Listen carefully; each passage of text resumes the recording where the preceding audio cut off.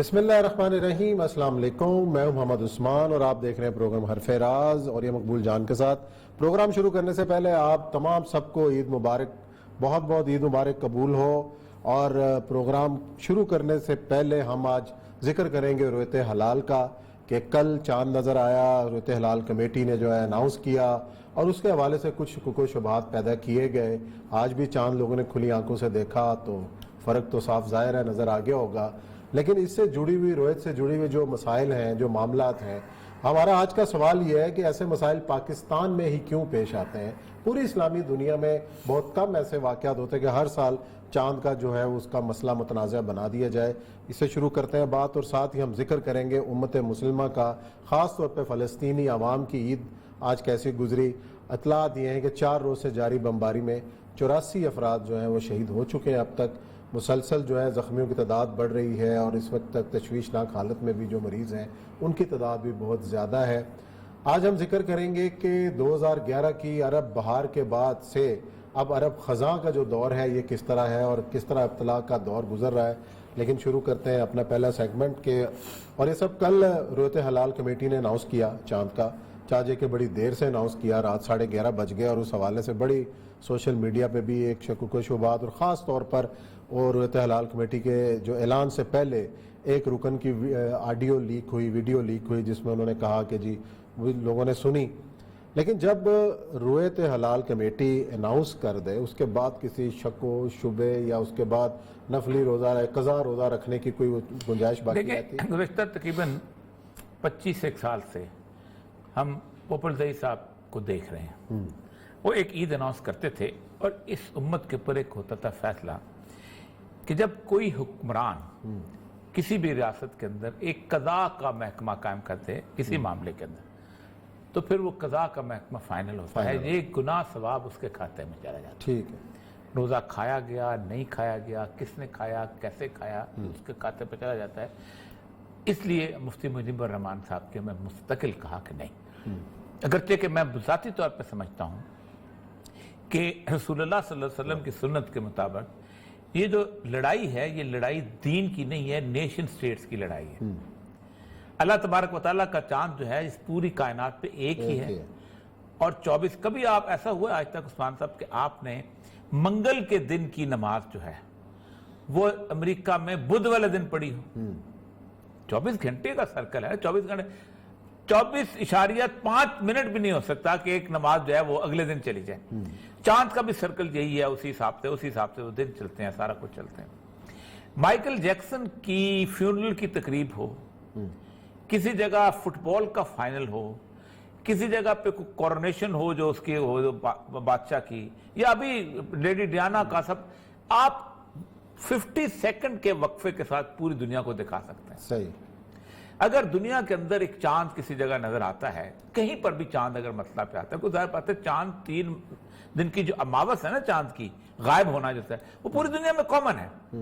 یہ نہیں ہے کہ امریکہ میں اماوس نہیں آتی، ہر جگہ اماوس آتی ہے، وہ غائب ہوتا ہے، اس کے بعد وہ سرکل کمپلیٹ کر کے وہ 28 دن اور 13 گھنٹے اور کچھ اس کا سرکل ہوتا ہے، وہ واپس آ جاتا ہے۔ رسول اکرم صلی اللہ علیہ وسلم کی ایک حدیث ہے بڑی آپ کی، آپ صلی اللہ علیہ وسلم ایک دفعہ مسجد نبوی میں روز ایسے تو اچانک 2 اعرابی دور سے آئے، شام کا سفر پہنچے، تو انہوں نے کہا کہ یا رسول اللہ، ہم نے تو کل چاند دیکھ لیا تھا اور ہم نے عید کر لی، آج ہماری عید، آپ تو روز۔ آپ نے 2 سوال کیے، کیا تم اللہ کی اس کی وحدانیت پہ گواہی دیتے ہو، لا الہ الا اللہ؟ ہاں دیتے۔ آپ کہتے ہو اشہد ان محمد رسول اللہ؟ انہوں نے کہا ہم اشہد ان محمد، کوئی چیز نہیں، گواہی۔ آپ نے بلال سے کہا بلال اعلان کر دو روزہ توڑ دیں، روزہ توڑ دیں، اور کل ہم عید پڑھیں گے۔ اس کا مطلب یہ ہے کہ گواہی کی اتنی اہمیت ہے اسلام کے اندر۔ پھر ایک اور چیز ہے کہ اسلام کے بارے میں کئی دفعہ میں نے کہا ہے لوگوں سے کہ اسلام دنیا کا آئیڈیل ڈیولوشن کا سسٹم کا نظام بناتا ہے، جس کے اندر چھوٹی چھوٹی سٹی سٹیٹس ہیں۔ دنیا میں آج تک خوبصورت نظام کہا جاتا تھا یونان کا تھا کہ وہاں سٹی سٹیٹس ہوتی تھی۔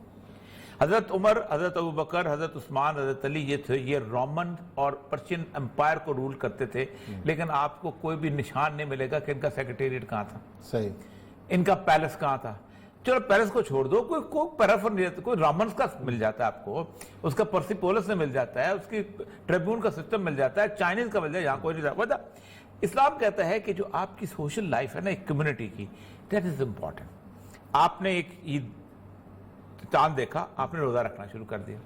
اس کے بعد آپ نے چاند دیکھا, آپ نے صبح اٹھے, آپ نے عید کی نماز پڑھی. جیسے آپ سورج غروب ہونے کے اوپر مغرب کی نماز پڑھ لے تو سورج طلوع ہونے سے پہلے اس کی فجر. بالکل صحیح. ہم نے اس کو بنا دیا ہوا ہے کرسمس کے ساتھ ملا کے, ہم نے اس کو بنا دیا یونیورسل لیول پہ.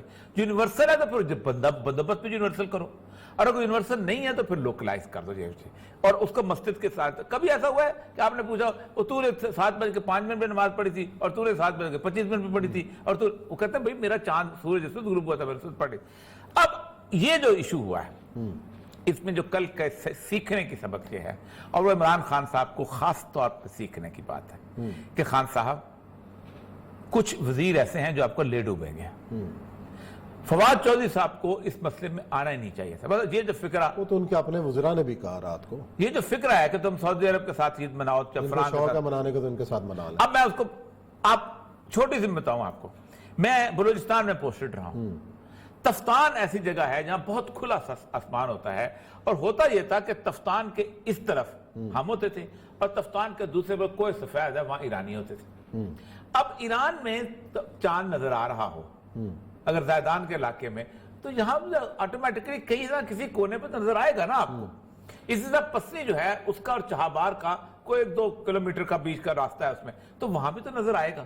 اگر ایک پسنی کا بندہ ریموٹ ایریا کے اندر بیٹھ کے, جو کہ تذکرۃ الشہود پہ پورا اترتا ہے, وہ گواہی دے. ہوتا کیا تھا گزشتہ 25-30 سالوں سے ایک تصور بنا لیا گیا تھا جو لوگ چیختے تھے کہ بھئی ہماری چاہتوں کو تم مانتے ہی نہیں ہو. اچھا, وہ مفتی منیب صاحب کا بیسک یہ تھا کہ ویریفائیبل نہیں ہے, دور ہیں, ہم ان کو جانتے نہیں ہیں, ہم کو سمجھتے نہیں ہیں. میں خود ایک زمانے میں جب کوئٹہ میں ہوتا تھا تو ہم جب چاہتے آتی تھے, ہم کہتے کہ آپ کہاں سے ہیں, اس کو فون ہوتا تھا, تو اب میں کہتے ہیں کسی عالم کو بلاؤ, کسی مولوی کو بلاؤ, وہ فون پہ آ کے اس کی, لیکن فون پہ بھی وہ کہتے شہادت نہیں ہوتی. نہیں, اچھا, تو یہ جو تصدیق ہوتی ہے روہت کے پاس, جو شہادتیں آتی ہیں, جیسے کل بھی آئیں, بلوچستان سے آئیں, کے پی سے آئیں, تو یہ پھر تصدیق کا عمل ڈی سی حضرات کے پاس دیتے ہیں. اس کا پروسیس کیا ہے؟ ہر ڈی سی جو ہوتا ہے نا وہ ایک رویت ہلال کمیٹی کا بلاتا ہے, مجلس بلاتا ہے. ٹھیک ہے, وہ اپنے ضلع اپنے ڈسٹرکٹ دفتر کے اندر باقاعدہ افطاری بھی کراتا ہے, سب کچھ کراتا ہے. وہ سارے اوپر بیٹھ کے وہ ڈی سی کے پاس جب کوئی آئے جائے, رویت آ جائے, اس کے پاس جو چیزیں آ جائیں تو اس کی گواہی لیتے ہیں, اس کو ریکارڈ کر کے وہ بھیج دیتے ہیں. وہ پھر آگے جاتا ہے, وہ صوبائی اس کو بھیج دیتا ہے, صوبائی کمیٹی. پھر صوبائی کمیٹی والے جو ہیں وہ مرکز کو. ہوتا کیا ہے کہ مرکزی رویت ہلال کمیٹی کچھ لوگوں کی جگہ پہ مان لیتی ہے, کچھ جگہ کہتے ہیں ہم پرسنل ویریفیکیشن, وہ بڑا مسئلہ بن جاتا ہے. اچھا, آپ دیکھیں, ہم بچپن میں, یہ آج نئی بات نہیں ہے, بچپن میں ہم رات کے وقت یہی 8-10 بجے عید اناؤنس ہوتی تھی. مجھے یاد ہے اچھی طرح کہ ہماری والدہ جو تھیں وہ باقاعدہ مہندی, اس وقت مہندی ایک رات پہلے لگائی جاتی تھی, وہ مہندی باقاعدہ وہ گھول کے رکھی ہوتی تھی کہ یہ مولوی بولے جیسے ریڈیو سے تو ہم لوگوں کو مہندی لگائیں بچیوں کو, سارا کوئی یہ حالت ہوتی تھی.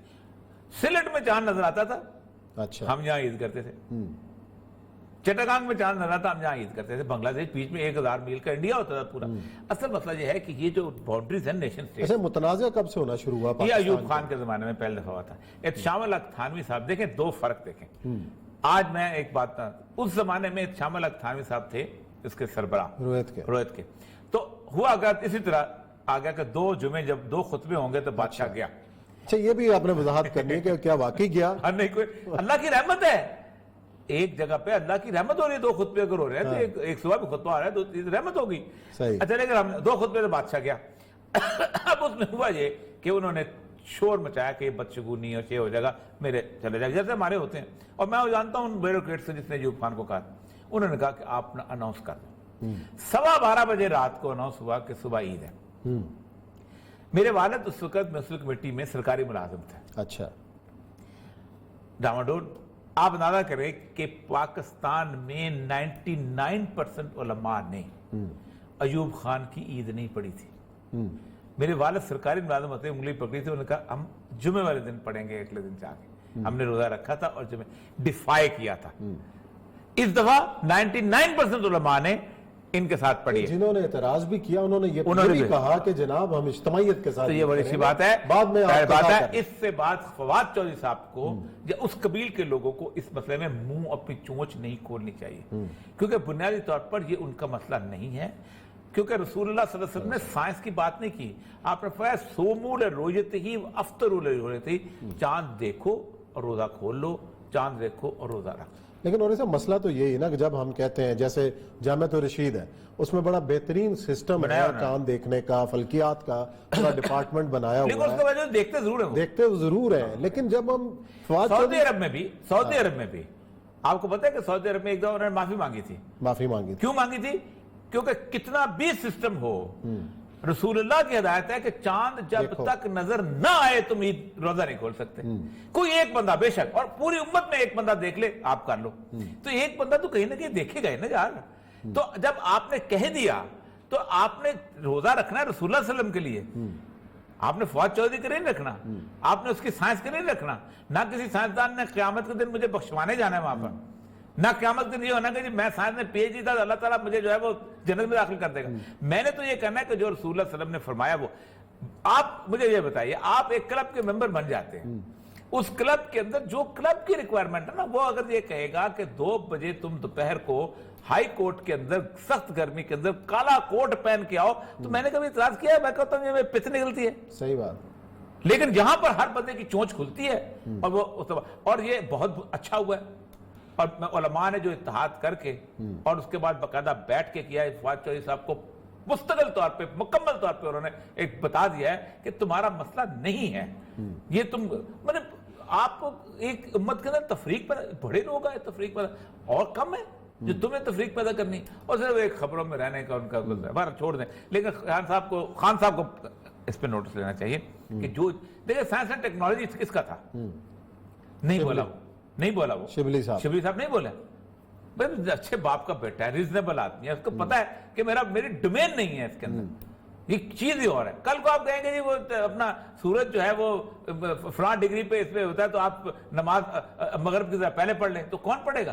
جو سورج غروب ہوتے ہیں دیکھے گا تو نماز پڑھے گا. دیکھیں ہم سائنس کی کہ میں اب اپنا بیان دیکھیں. آج سے 1 سال پہلے کہتے تھے کہ جب چاند کی برتھ ہو جائے تو آپ روزہ جو ہے وہ اپنا ختم کر, چاند ہو گئی, برتھ ہو گئی, اس کا نیکڈ آئی کی ضرورت نہیں ہے. سائنس آج ان کو نیکڈ آئی یاد آ گئی. یعنی آپ کسی جگہ تو رکو یار. آج کہتے ہیں جی نیکڈ آئی سے نظر نہیں آ سکتا, پہلے وہ برتھ پہ کہتے تھے جب ایک دفعہ برتھ ہو گئی چاند کی تو اس کا مطلب یہ ہے کہ چاند پیدا ہو گیا, اب آپ عید کر لیں. تو اپنے بیان میں بھی اختلاف ہے. تو اصل مسئلہ یہ ہے کہ یہ خان صاحب کی بنیادی تو اللہ نے فضل کیا ہے کہ بچ گئے ہیں, ورنہ جس طرح کی صورتحال تھی اور اس طرح کی جو بلٹ اپ ہو رہی تھی تو آج ہم نے اسی طرح جانا تھا. تو اگر آپ ایک آدمی گواہی دیتا ہے, خواب پسلی سے دیتا ہے, پوری امت کا گناہ اس کے کھاتے پہ جائے گا.